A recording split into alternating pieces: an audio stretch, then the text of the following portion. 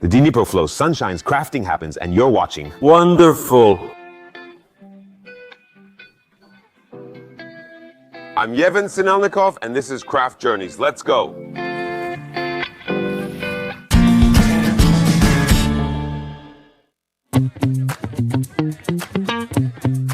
Although our episode is about Dnipro, in the very first story we had to travel quite far from the city. Why?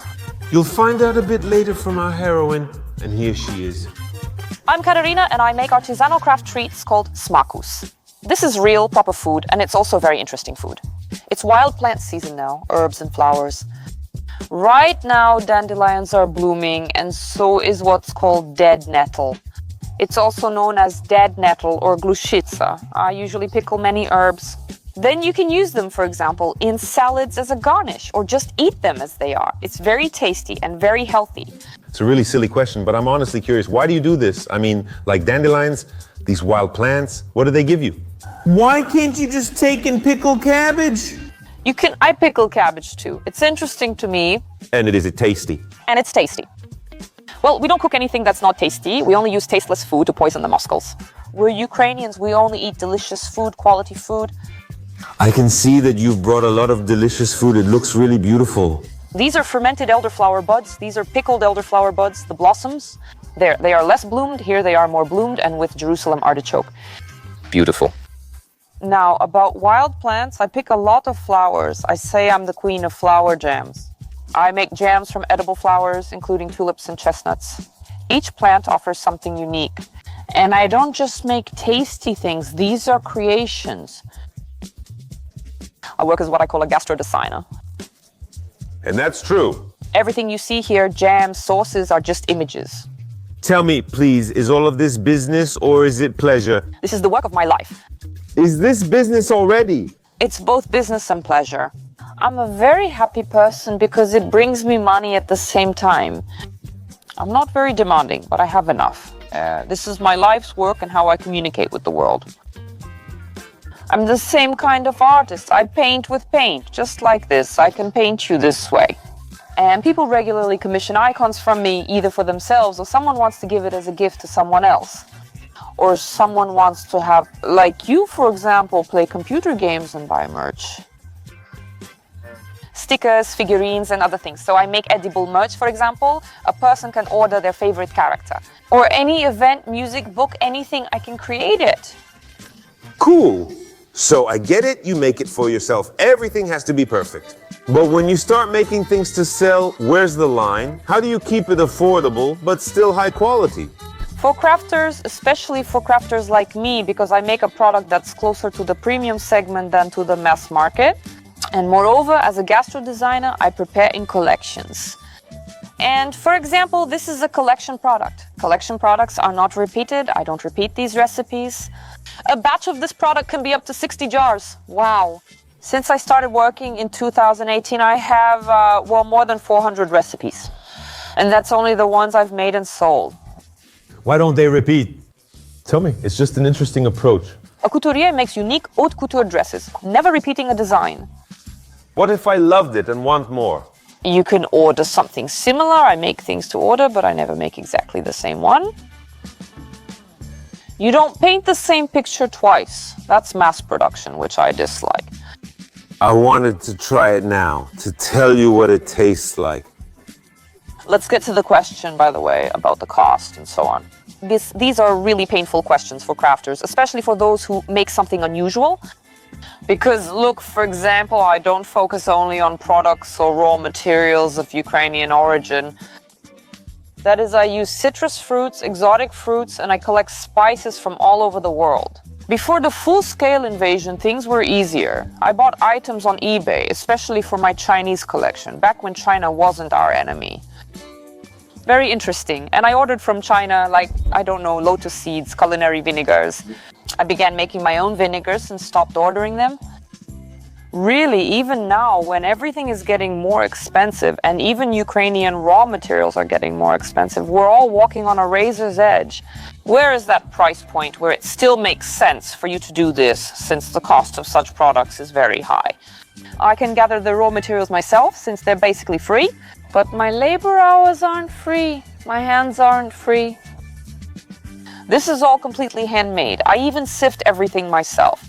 This is a real craft product, a true artisan product.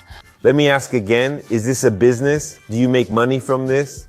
Yes. With such a truly unique approach. That's really cool. That's awesome. So it's really a collection, 60 jars and that's it? Well, now there are only 2 of these left. And that's it. You're holding the second to last jar in your hands. Currently, I have it, as I mentioned before. Jam Ring of Fire. For token collection, portrait of Hendolf. And what is this ring? And there's something written on the other side. So there are 2 types of cherries. Sweet cherries, chamomile flowers, silverberry flowers, hemp seeds, green bananas, spices. Just a little. It's not overly sweet, but this is more of a dessert jam. They're not only tasty, they're also very healthy. They're prepared without boiling, without adding water, and without any chemicals at all. I don't use any colorants, stabilizers, thickeners, or artificial sweeteners. And I'm even gradually giving up on... Citric acid is added to such products as an acidity regulator. I replace it with freshly squeezed lemon juice. So it's 100% natural, 100% handmade, and 100% delicious. It really is delicious. The cherry is very sweet, really sweet. Probably a sweet cherry. Or a sweet cherry, slight tartness. And I really like the texture. I can smell flowers. It's so...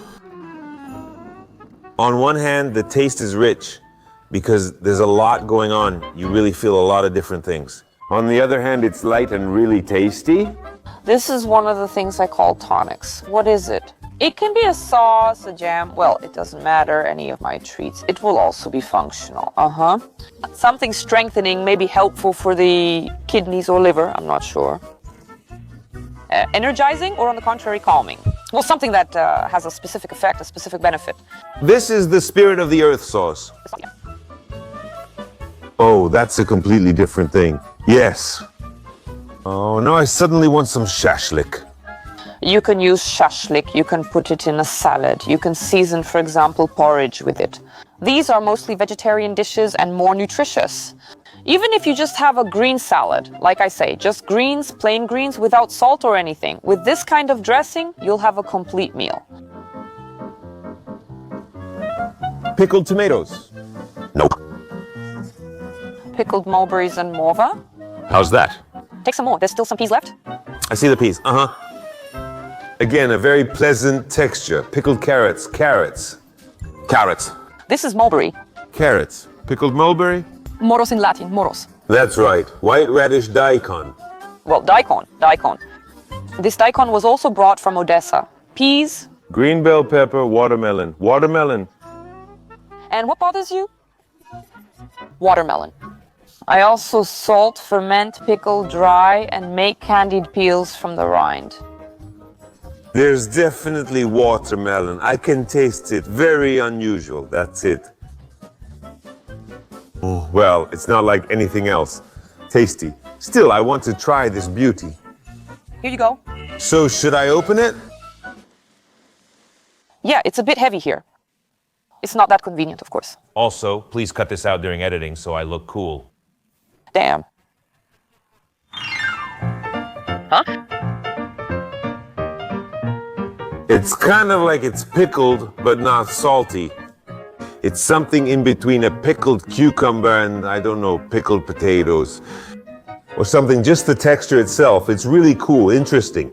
And it's not too sweet, not too rich. Really cool. This is actually the signature of my brand, Kiwi Huron. It's kiwi with added fresh horseradish root. Can I try it? Kiwi Huron? Yes. I really want to try this. You won't smell the horseradish much. It doesn't have a strong scent. Kiwi becomes more rich and impressive thanks to the addition of horseradish. Horseradish is a flavor enhancer. It doesn't fall apart. I really like that there are these distinct pieces here. This is a confiture. Part of it is blended and part of it remains in these pieces. You can eat it. There's something to chew on now. Tasty. Enjoy. Everything was delicious overall. We came to pick nettles, yes. For what? It's really good for pickling. Here, I'll put on gloves now. I won't touch it without gloves. Oh, it's already spicy. It used to be milder when younger. Now it's very hot. The top part will be pickled. The rest will go, maybe these 2 leaves too, like this. It pickles well. It's still soft here, you see. It's still young nettle. It's tender enough. It will be tasty to eat. And still, I'll cut it up a bit more anyway. Well, maybe these, maybe some other leaves too. All this other part is dried. And then it's used as a spice. You know, nowadays people even make nettle matcha. It's very green. It really gives the same green color as matcha. Oh, so this is what I dry. Honestly, I also tried making candied stems, but it turned out badly. Walnut is great for making candied treats, but this, well... Candied wormwood? Yes, candied wormwood stems. They're still very small, so I won't harvest wormwood yet. I'll collect it when it... The bushes will be more mature then. When it's getting close to blooming, that's when it's ready. When the stems are thick and juicy like that. Right now it's not ready to bloom yet. Tell me, please, we drove from Dnipro for an hour, yes? Why exactly this nettle? Why can't we gather it there? Wild plants should be collected far from human habitation, especially away from cars, industry, and similar sources. Dnipro remains an industrial city. In order to gather wild plants, you need to at least go out to the suburbs. Well, at the very least, that's the bare minimum. Usually I go far away, as far as I can get, and then I walk even further, as far away as possible from human influence, right? From pollution. Because actually both herbs and mushrooms, if someone likes to pick mushrooms, for example, they absorb a lot of this human influence. I don't need any of that. I have the healthiest, most natural product. I work really hard, sorry for the word, to make sure that all my products are also healthy, because we are what we eat. That's why I say my products help everyone. Your skin gets better, maybe your figure too, depending on your goal. Nettle is a very useful plant. By the way, eat nettle. Especially in the spring when it has just grown a little. Actually, the young nettle. Put it in borscht, in salads. There you go. It's great in borscht? Yes. You can make pies if you like, you know, pies with fresh greens. Listen, tell me, please, it sounded interesting here about salads. For salads, do you need to somehow... With dill, scald it with dill, with dill. Scold it with dill? It's already not... It won't be very spicy, but don't leave it in boiling water too long or it'll fall apart and be ruined. But scald it with dill and it's fine. They put it in pies when making those pies with greens. In general, there's a lot of edible greens in the spring, see? So it's not cut right at the root, it will still keep growing. I don't pull it out with the roots. You can't cut it out completely. Well, it's not recommended. I mean, you can, but you shouldn't. There still should be something left from this bush. It will start growing, and the next year, you see, it's not just about being careful with nature, but also my own selfish interest. I need to preserve my resource base. This is your little garden, right? Yes, basically. That's why it's in these little patches. Yes, these are bushes. Bushes of nettle. There are a lot here, yes. Cool. Oh, you!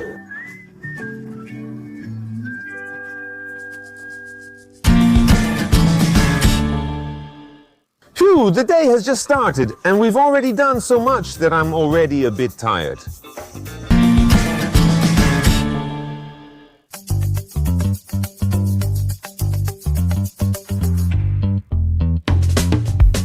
I'm Oleh, and I make artisanal cheese candies. What do you mean, candies made from cheese?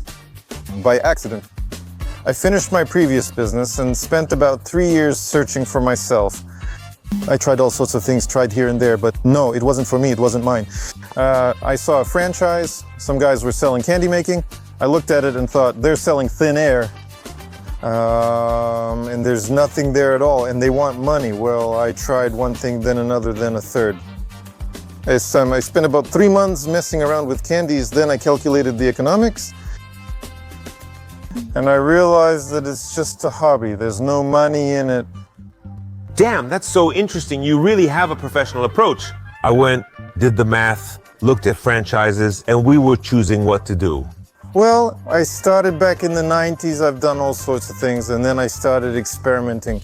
High quality cheeses, Belgian Swiss chocolate, Barry Callebaut. Dried fruits, nuts without preservatives. I don't add no sweeteners either. And I realized this is amazing. As for the taste, it's... So these are your own candy recipes? Yes, there are 12 here, but actually 18 fillings. It's one candy per filling cheese.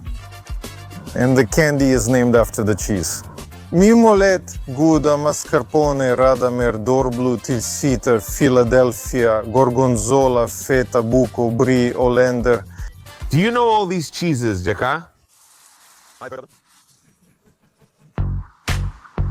Very interesting taste. Candy at first, then you taste the cheese. And only after that does this combination of chocolate and cheese appear. Very unusual. And very tasty. There are 4 or 5 layers here. Nuts, cheese, and chocolate. That's in every candy. There are candies that have 7 or 8 ingredients. Very pleasant texture. I thought it would be, well, a piece of cheese and jam. Well, roughly speaking, you can tell it's cheese, but it's... How do you make this texture that it's so soft and stretchy? Like the filling inside a candy, really? He doesn't chop everything too fine so they stand out, because if you make everything into powder, it'll be like a soufflé, something in between. And if you leave it in certain pieces, then each piece gives its own character. I'll take one more. Which cheese should I mention? I want something unusual, unexpected, feta. It's very hard to describe this taste. You asked for something unusual. Bitter chocolate. There's this slight saltiness from the feta. Yeah, damn, I don't know. You have to taste it. Just a bit of mousse, not all of it. I can do that, too. Say something more. It's cool that the filling isn't sweet. So you have the sugar around it, but inside it's hard to compare to anything because it's something new. New, completely. There are 8 ingredients in feta. And what else is included here? I won't tell. No, just like that. It's a secret. To be precise, I won't tell. Yeah, well, at least approximately. Well, approximately there's cheese, there's chocolate, and there are nuts. Yes, there are nuts and 5 other ingredients. Yes, that's right. 5 more. Where can I buy you? There's a website, there's Instagram, there's Facebook. How long do they last? What's the shelf life? It's best to store them in the fridge, like cheese. You can keep them at 4 to 8 degrees. 2 weeks. You can keep it longer, but the point is, the further you go, the less of a wow effect you get. The ingredients mix, get to know each other, and become friends. And the flavors kind of average out. It's not as distinct and doesn't play out in turns as much. Honestly, I realize I haven't described what they taste like or what makes them delicious. And I don't know how to say it. I thought it would be similar to those cheese bars. And I thought it would be similar to macarons. Or like macarons, yes. They make something like that for you, Dorblu. But it's completely different. It's just not like that at all. And that's so cool. And these are your recipes. Yes, this is your own creation. Damn, you need to go global with this. Yes, that's where I'm headed. That's where I'm going, right? Yes. I only made 18 pieces of filling. I don't want to increase it any further, because you have to maintain it. And we don't have enough of a market. Because it's handmade, everything requires manual work, so people must be paid. The ingredients are costly, same thing. You have to pay for patents, for certifications. So officially, and I do run my business officially, it's not cheap. This is only the beginning. There aren't 18 cheeses yet. Well, yes. And how many people work for you, approximately? 10. 10? 10 people? I thought you were doing magic alone, but you already have a whole production. Why aren't we at the production site? It's a day off today. It would be interesting to see. Oh, I get it. You don't want us to see all the secrets. All right, I understand. For different wines, different candies, these are for dry ones. And this candy is sweeter. And delicate. This filling, yes. They all seem kind of similar. In terms of effect, here's the candy itself. But the flavors are quite different. And when we ate the first one, the gorgonzola, it had that layered effect. First one flavor, then another, then a third. That's this one. There are only 3 layers here. And it's so rich. You bite into it and immediately feel how it melts. It's a completely different taste. Delicious. Will the world accept it? The world will accept it, yes. You have a very interesting approach to look, make a business plan, figure it out in your head, do I want it or not? What steps should a smart person take to start a business? What did they say that convinced you to get involved and believe in this? Well, it depends on what kind of business a person chooses. If you choose a business that's already developed, that's one strategy.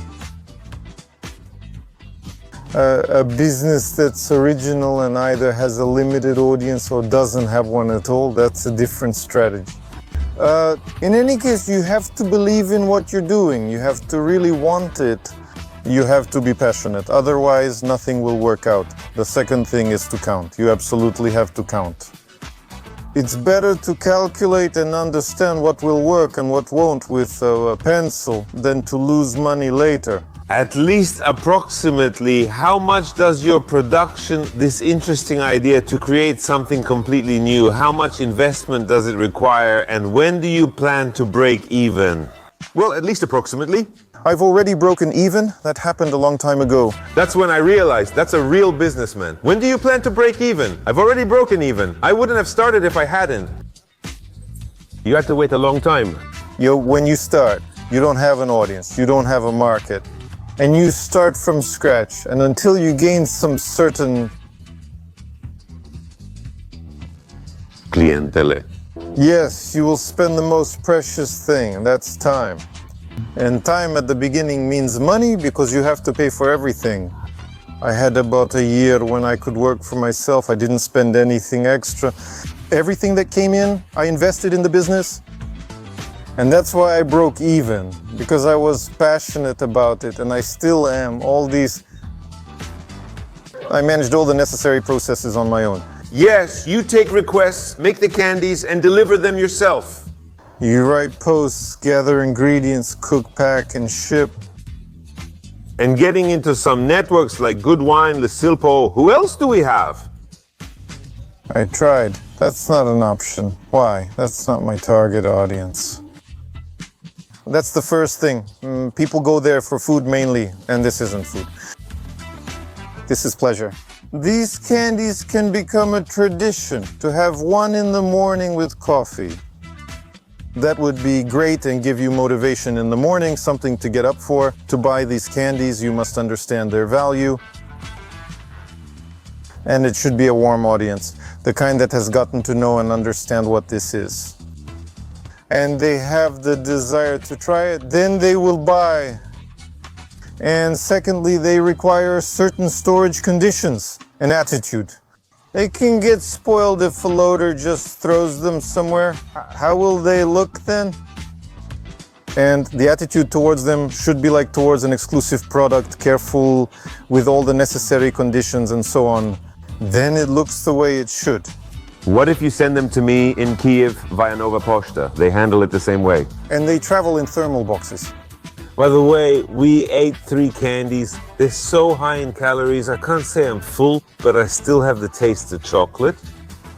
You said you'd have candy with your coffee in the morning. Great, Tilsiter. Yes, what's that? I don't know that kind of cheese. Cheese, hard or semi-hard, depending on the aging period. So I use one that's about half a year old.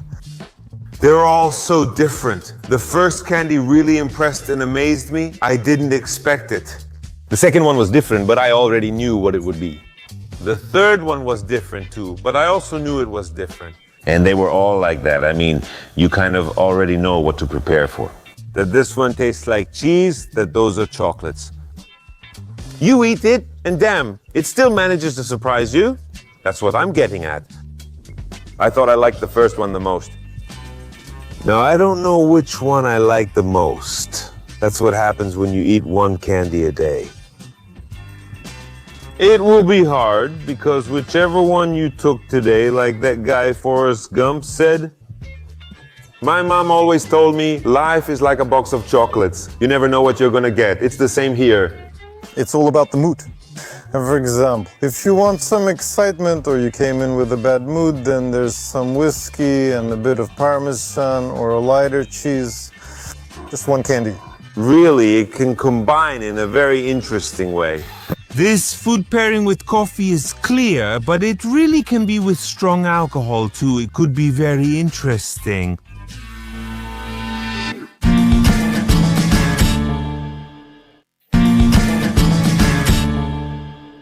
I'm Marina. This is Ksenia. We are the volunteer initiative Schweinerota. We make adaptive clothing for wounded male and female defenders. Schweinerota is an association of women and craftswomen from all over Ukraine who sew adaptive clothing for wounded defenders. What is adaptive clothing? It helps our soldiers when they are wounded, when they have Ilizarov devices with external fixation, when they have such pins sticking out, when they are bandaged. It helps them look dignified and dress comfortably. That it's on Velcro like this, it's completely detachable. Our guys can easily put on everything they need. Pants, underwear, t-shirts, shorts. We do everything to make them comfortable. That's it. That's our main goal. That's a great goal. What's the cost?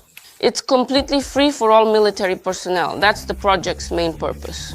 We only collect money to buy materials. All our girls sew as volunteers, and this gives them the opportunity to help the country in such times, to help our defenders, and not to stand aside from this war. We started our work in Dnipro on February 28, 2022. Back then, we didn't have any premises, nothing. An ordinary information technology company gave us a space where we brought our own sewing machines from home. Everything we had at home, all the fabrics, pink, white. We didn't know what to sew. Marina suggested balaclavas, but none of us knew what they looked like. We found a pattern template, traced it, and called the girls. Information technology specialist teams donated money for our initial materials. We bought them and sewed the balaclavas. Some stayed for 2 hours, others a day or a month. Our record was 495 balaclavas in one day. Just so you understand, we ran out of green fabric. All the stores are closed. All the stores are closed. There are no supplies. No supplies, nothing. Kharkiv is closed. Barabashova, 7th kilometer. Everything we were able to buy out, we bought out. A soldier at the airport calls me and asks, Marin, can you bring something warm for the guys? And I only have burgundy ones. And he says, you know, I don't care. The main thing is that they're warm. And they were burgundy red ones. And it was really interesting. United Kingdom, yes. Nikopol, Odessa, Sofia. How did you come up with this idea and bring them all together? There are group chats about tailoring. We wrote, girls, look, we have fabric, we can cut it. Who is ready to do the sewing? The second time, we had already collected sewing money in a jar, bought and cut the materials. Tell me, I see Canada here. Yes. United Kingdom? Yes. Do you send them the materials the same way? Or how does it work with Canada? There's quite a logistics process here. Yes, all our master classes and patterns are available to everyone. Anyone from any country can go in and print it at home on an A4 printer, tape the pattern together, and it comes out in the right size, cut it out, and you already have the pieces for pants, for example, or the pieces for a sweatshirt. So there is a masterclass on how to put it all together. You buy the fabric in your own country, wherever you are. And so we have Poland, Czechia, Canada, England, Switzerland. There is a lot of help right now from the craftswomen in Switzerland, in Sweden, Finland, Norway, and Slovakia. And some people are coming together in small groups. In Germany, the groups are really huge because there are a lot of defenders there now undergoing rehabilitation, and rehab centers need clothing. We used to send things partly through carriers, but now the girls have taken on more of these requests themselves, and they are providing for the defenders in Germany. Ukrainian women were found who organized all of this, who are organizing collections there locally, buying things, and then, like Shusha said, either providing them in Germany or like in Canada, they made everything themselves, just sent it to us, and we distributed it here to those who needed it. Girls, please tell me, while we were getting ready here, you mentioned that Nova Pochta is helping, or that there is a special volunteer rate. Yes. The volunteer rate gives us promo codes for free or for just 1 hryvnia. What other help do you need? People watching us now also feel the urge to do something. The itch is there. How can I help? I understand if I know how to sew. Hey girls, I can help. I don't know how to sew. What else is needed? We really need men's t-shirts, new t-shirts to remake them into adaptive ones. This lowers the cost of the work. If we already have a ready-made t-shirt, we sew plackets onto it and we need them. You can easily order 1, 2, 5, 1,000 or 2,000 pieces. We also really need crafts, charms, little angels, various patriotic hearts that craft makers can make and provide so we can pack them with the products, with the adaptive clothing. We pass this package on to the defenders and it's like a gift. Candies. Here's a little card, a bracelet. There can be different treats, maybe some fruit leather, something that shows we care.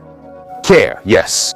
We separately collected funds specifically to purchase materials for the flags, and we also include flags in the personalized requests so they can decorate their hospital room, the space above their bed. That's really impressive. That's for today, as of today. Today we came and gathered all this. This goes to cities across Ukraine. Anywhere Nova Poshta delivers. If a defender can't get it themselves, since relatives, friends or volunteers aren't always available, the Nova Poshta courier delivers it to them. In the north, there are many small hospitals that receive wounded people for the first time, and they often don't even understand what their needs are or what can be provided. Very often, we are the first to bring them adaptive clothing and show them that it's available and that they don't have to worry. You don't need to cut regular pants because the guys cut their uniforms. At the stabilization point, they remove all uniforms and clothing, traveling wrapped in a thermal blanket or blanket during evacuation. This is from Canada, right? Unpacking a cyber t-shirt, lots of t-shirts and candies. Here's ours. The drawings are made and finished by the craftswomen from the Canadian sewing unit so that the t-shirts are unique. When the guys are all together in the ward, 6 people, they get the t-shirts and know which one belongs to whom. So they're different, right? This one is left-sided. This one is left-sided. If your left hand is injured and there are no obstacles, just fasten it. We can demonstrate on you like this. Here, conditionally, it doesn't really work. And this one, for example, here. Like this.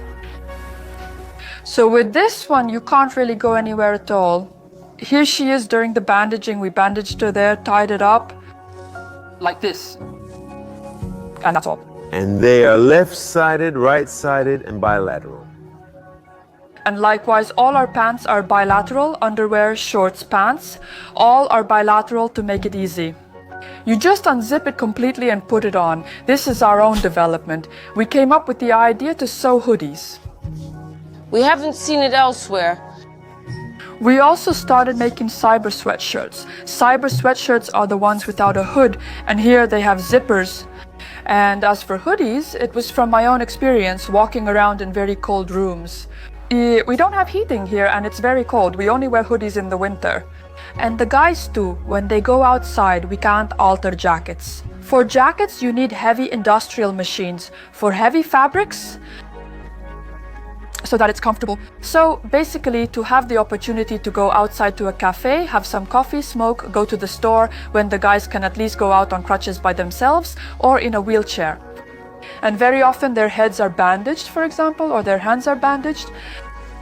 And they don't have the opportunity to put on anything else. A hoodie really helps. It has a hood. Instead of a hat, you put it on your head, throw it on, and then you're not cold anymore. We sew it with fleece inside, it's warm. Here he also has pants, a t-shirt and adaptive underwear. It comes off completely like this. These are adaptive underwear. Yes, these are adaptive underwear with drawstrings as shown. And here they also open up completely, but we won't take these off now. I also wanted to tell you about the prints. When we were just starting all of this, we received a lot of donated fabric. People gave what they could. They gave whatever they had. And then somehow we switched to making regular pants, dark colors, blue, because we were thin. T-shirts can be bright like that, but we always have underwear. Sometimes it's bags, sometimes geese, I don't know. We had a cruise collection. There were little ships, flip-flops, palm trees. We even had flamingos. Our team was just there. One volunteer, Marina, calls and says they want more flamingos.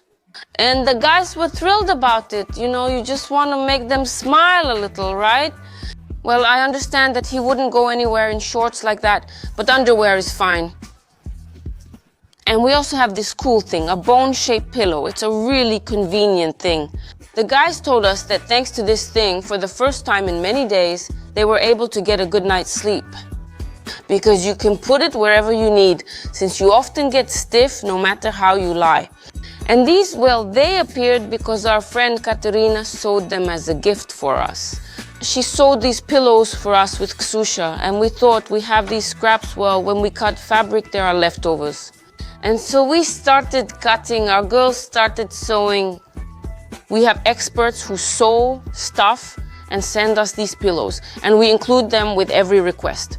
Well, and we also send them to hospitals. We include these pillows, and honestly, the guys are really happy with them.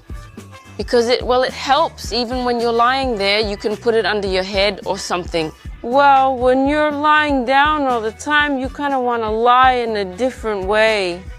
That's why this one is cool. It has those geese on it. There were panties like this too, but now they're over there. There's still a bunch of stuff down here too. We're packing this. Everything's different sizes for convenience and already packed. You take it, get socks, put your hand in, and what's inside? That's right, Candies. Are these socks from Družkivka? Yes, from Družkivka. Are these adaptive candies too? Yes, adaptive. Oh, Candies, God socks, right? They have buttons. My feet get really cold, even in summer. Because when everything is full of holes, you can't go without anything either. And that's how they save themselves. We have a great variety of them here. Wow. You know what I like? That it's mostly the older generation who knits socks. For example, I've noticed that people around my age don't really knit that much. Actually, people my age in general, but older ladies, they do it so enthusiastically, and they've unraveled everything they had already. They've gathered all the sweaters from their neighbors. They unraveled everything, and for us and for the guys, it really helps. The warmth of hearts, the warmth of Ukrainians' hearts. Do you plan to leave this business? The business, yes, it's good now. After our victory, you could export it. It might not only be a military need, but also a medical one in general. Will you switch to producing underwear with geese? Well, Ksenia and I are constantly, not exactly arguing, but we keep going back and forth. Sometimes we want to, sometimes we don't. Sometimes we need to, sometimes we don't. Well, for now, it's a volunteer initiative and it's something we do from the heart, and we could already be making money from it. Well, objectively, we understand that we have a place to sew it, and we have the knowledge of how to sew it, and we could be earning a decent living. But well, neither Ksusha nor I, we can't make money from this right now.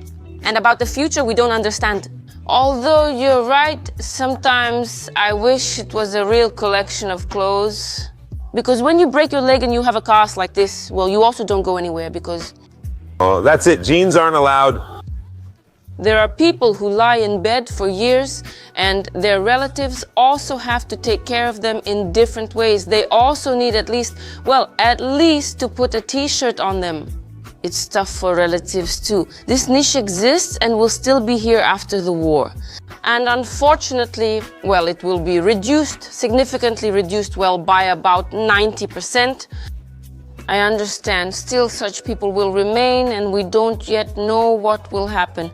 But we have such a great team. The team is awesome and I really want to do something, to keep this going with this team. Maybe we'll come up with some more good ideas about this, thoughts about what we could do. So we'll see.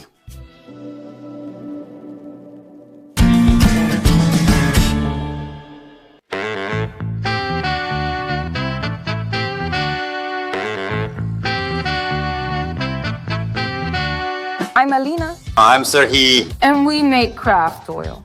What is craft oil? Our production method is fundamentally different. We don't heat or grind our raw materials, and we press oil from the whole sunflower seed kernel. Why do large manufacturers roast and heat it? They do this to get a higher yield of oil. I've heard that if you use a press, there's almost none at all.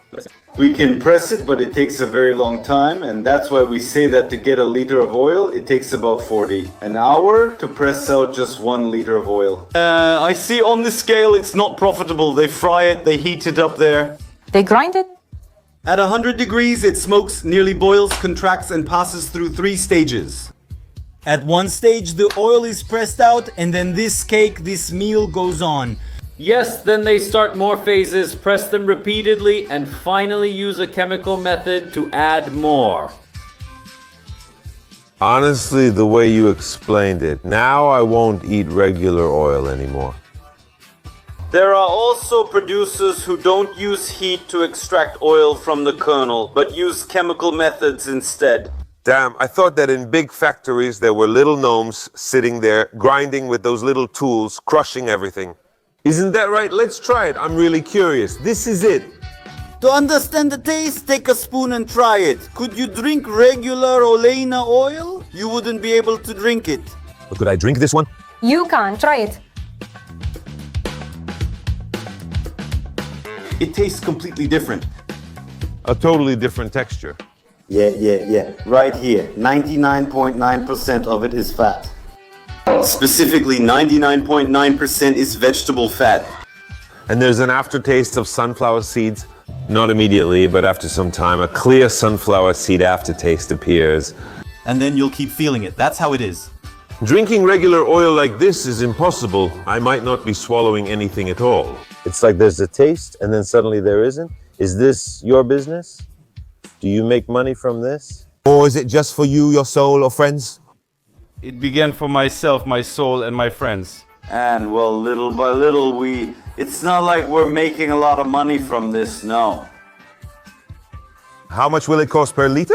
It costs 250 hryvnias. 250 hryvnias. Well, that's the lowest price on the market. And how much does Oleh cost? Oleh, around 80 hryvnias. 80? 800 grams. Well, I mean, it's still twice as expensive. Twice as expensive. Here the consumption is completely different. You know, when you pour regular oil, it evaporates, it's basically just water, but our oil lasts much longer. I have a question for you. Getting into a business where there are big players? We're not their competitors, that's why we chose this way of production. I've always said, and I still say, that we never intended to compete with Oleh. We have a completely different product. We have a completely different customer, a completely different connoisseur of this product. We even have different raw materials, you understand? They might be working with some confectionery varieties, but we have these specific oil seed varieties that have been proven over the years. Yes. We've grown sunflowers for 25 years. 25 years? All right, I understand. So you just came into this business because you were like, how much longer can you mess up my sunflower, right? And we grow sunflowers, we don't use any fertilizers or chemicals there. Well, the war contributed to this. Yes, well, that's exactly what we came to at this point. Yes. When we realized that we, allocate some field there for oil production. We can avoid using anything there, and we receive an environmentally clean raw material. And then from this raw material, we make environmentally clean oil. Let's taste it. This one is a bit fattier. This one is definitely yellower. I'm curious, when you taste something, what do you say? This one already smells. I don't know how to evaluate this. Butter. Well, looks like butter. It doesn't look like oil. Not like oil at all.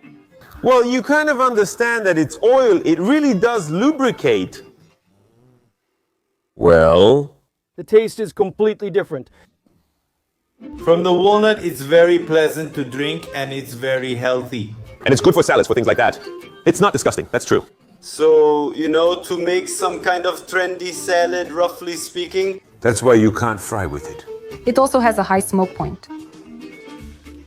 And it burns, and the smell and taste are completely different.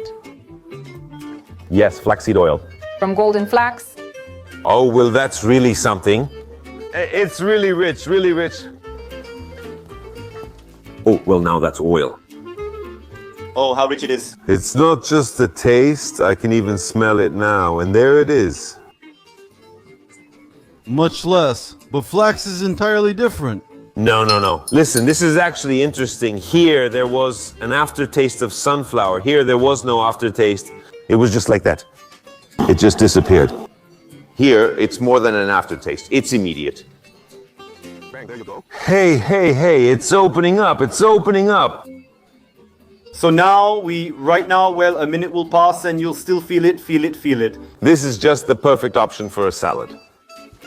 And to drink it as well. It's also very, very healthy there. Flax is very healthy. Listen, tell me, do you grow both flax? And walnuts. At my parents' and here, we have a walnut tree growing. This is a matter of principle.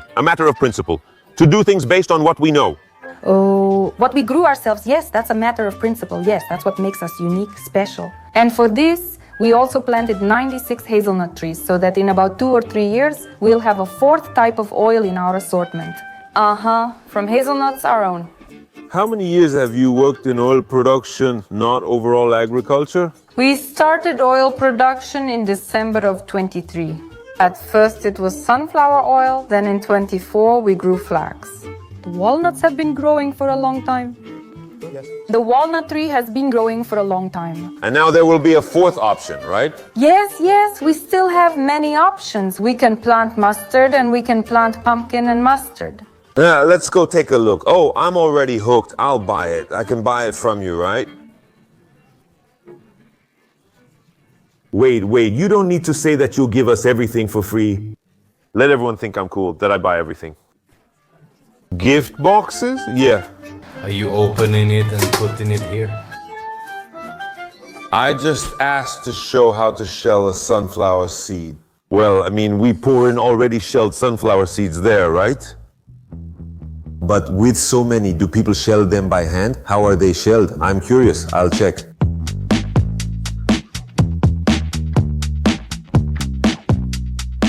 What is this and how does it work? This is a shelling machine which we use to get the kernel. So, shall we see how it works? We pour sunflower seeds in here and this is where the shelling happens, creating this kind of dust like flour. Is this halva? Sort of, yes. The husks themselves, there are fans over there, they take them away. And then everything that goes further through the sieves ends up being sorted depending on the fraction where it goes. What hasn't been hulled ends up here. The best stuff goes here. This isn't final yet, right? This isn't final, no. Then we'll put this core on the vibro pneumatic table and it will make the perfect core for us. The kind we use to produce our oil. Friends, have you ever wondered what a machine that shells sunflower seeds looks like? How does it actually happen? Well, this is how it happens. By the way, these are our producers from Dnipro. Did they make this machine? Yes, and the presses are also made by producers from Dnipro. Cool. By Ukrainian and craft-made. And tasty. We are starting the production of our craft oil, yes. What do we start with? We take the raw materials. Oh, directly the sunflower. It looks like this. This is the sunflower kernel that has been shelled by a shelling machine. For this, we take a bag made of filter cloth. It's very dense, so it doesn't let anything through. It looks like denim. Well, it's even denser. It's like a parachute. Like a parachute, exactly. Exactly, yes. We pour the core in here. Yes, we put our raw material, specifically the sunflower core, into a caprolon barrel, which is made from medical grade caprolon. It's environmentally friendly. Yes, on top we insert the piston, which will press it down for us. We turn it on and start the oil pressing process. We watch the pressure gauge, it will show what the pressure is. Our presses are 50 ton. Overall, they apply 50 tons of pressure. Listen, this whole thing has gone in, and there's not a single drop yet. Yeah, and you see, there's still nothing. Right now, the process is still going on, like it's compressed, it's spreading out in there, and already starting to fit really tightly together. And the manometer has already started. You hear the sound, and now the oil has started to flow. And look how white it is. Here it is now, yes, it's running pure white. And why is it running white? Because it's running with air. And now it will stand for a bit, and the air will come out. So how much did we load here? Well, how much? A kilogram, maybe a kilogram and a half. A kilogram and a half. Yes, yes, yes. How much oil will there be here? Well, about 50%. Well, it'll be 0.7. Well, something like that, yeah. 0.7 oil doesn't sound right, does it? It's really white. Yes, this is our walnut. Walnut, yes. We have a second press, and we can make another oil in parallel besides sunflower oil. Can I try? We're adjusting it. It's standing straight. Yeah. Yes, and be careful because it's not that light. The first lever controls the first press. Yeah. And the second lever controls the second press. We push this lever forward. Forward, yes. Well, let it go. Let's start. Yes. And that's it. Our piston is going down. Yeah. Well, it's not hard. No, it's not hard. No. Oh, the pressure is on. Here it comes. So please tell me, where can people buy you? Where are you sold? Well, on Instagram.